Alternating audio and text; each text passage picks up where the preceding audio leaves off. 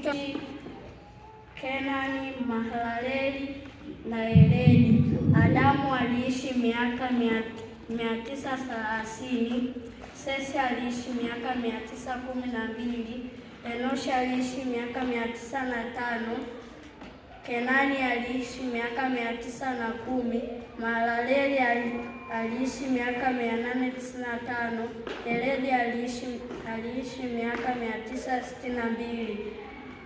Hao ndio watu walioishi kwa muda mrefu baada ya uumbaji. Kwa kweli, kama Adamu na Hawa wasingalitenda dhambi, wangeishi milele. Yeredi alikuwa na miaka 162 Enoko alipozaliwa, Mwanzo 5:18.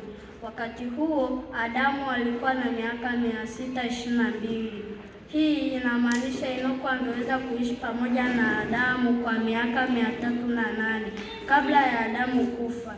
Kuna uwezekano mkubwa kwamba walionana na hata kuzungumza. Ellen White anaandika, kuja kwa Mwokozi kulitangazwa katika Edeni. Adamu na Hawa waliposikia ahadi mara ya kwanza, walitazamia utimilifu wa haraka. Tangu siku za Enoko, ahadi ilirudiwa kupitia wazee na manabii. Christ's Object Lessons, ukurasa wa 5, sura ya 1.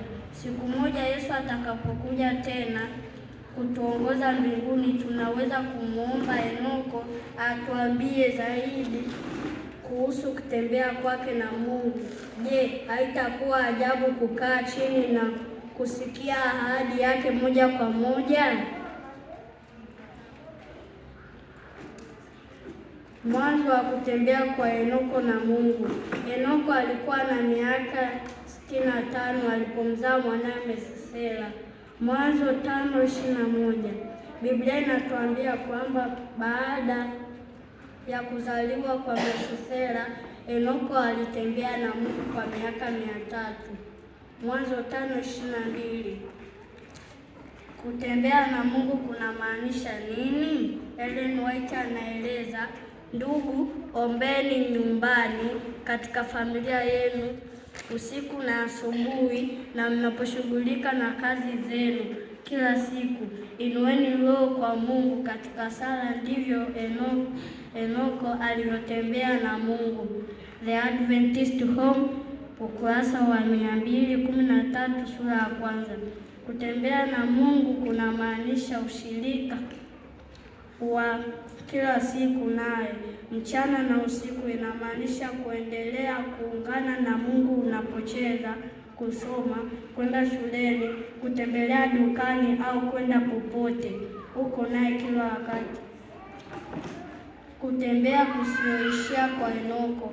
Biblia inatuambia kwamba Enoko hakuona kifo baada ya kutembea na Mungu kwa miaka 300. Mungu alimchukua. Maisha yake hayakumalizia kwa kifo, bali kwa kubadilishwa. Enoko alitembea na Mungu na akatembea hadi akatembea kwa miaka 300. Kutembea kwake na Mungu kukaa karibu sana hadi ilikuwa kana kwamba Mungu mwishowe alisema, umetembea nami kwa muda mrefu duniani, sasa njoo utembee nami mbinguni. Amina. Jinsi Enoko alivyotembea na Mungu. Enoko aliamini Mungu kikamilifu. Waebrania 11:5-6 inatuambia, kwa imani Enoko alihamishwa ili asione kifo. Kwa maana kabla hajahamishwa alipata ushuhuda huu kwamba alimpenda Mungu, lakini bila imani haiwezekani kumpendeza yeye. Enoko alimwamini Mungu na kuishi kwa imani. Aliamini katika Yesu. Ellen White anathibitisha Mungu yule aliyetembea na Enoko alikuwa Bwana na Mwokozi wa Yesu Kristo. Christ our companion, ukurasa wa 90 sura ya 3. Wewe pia unaweza kutembea na Yesu ukimwamini. Yesu aliahidi, kwa maana jinsi hii Mungu aliupenda ulimwengu hata akamtoa mwanawe pekee, ili kila mwamini asipotee bali awe na uzima milele. Yohana 3:16. Nitakuja tena niwakaribishe kwangu, ili nilipo mimi nanyi muwepo. Yohana 14:3. Henoko alitembea na Mungu kila wakati. Katika Biblia ya Kiebrania, kitenzi alitembea katika Mwanzo 5:24 kimeandikwa katika hali ya hispael ambayo ni ya nguvu na ya kubadilika. Hii inamaanisha Henoko alichagua kwa makusudi kutembea na Mungu kama mtindo wa maisha, kwenda na kurudi kila siku kwa miaka 300. Alielewa kutembea na Mungu katika kila wakati wa maisha yake. Henoko alimtangaza Yesu na kuja kwake. Yuda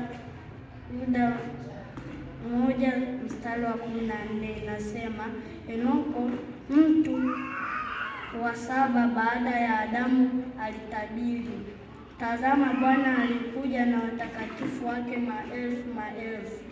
Henoko hakuweka imani yake kuwa siri, alishiriki ujumbe na Mungu na wengine. Unaweza kufanya vivyo hivyo. Shiriki Yesu na marafiki zako,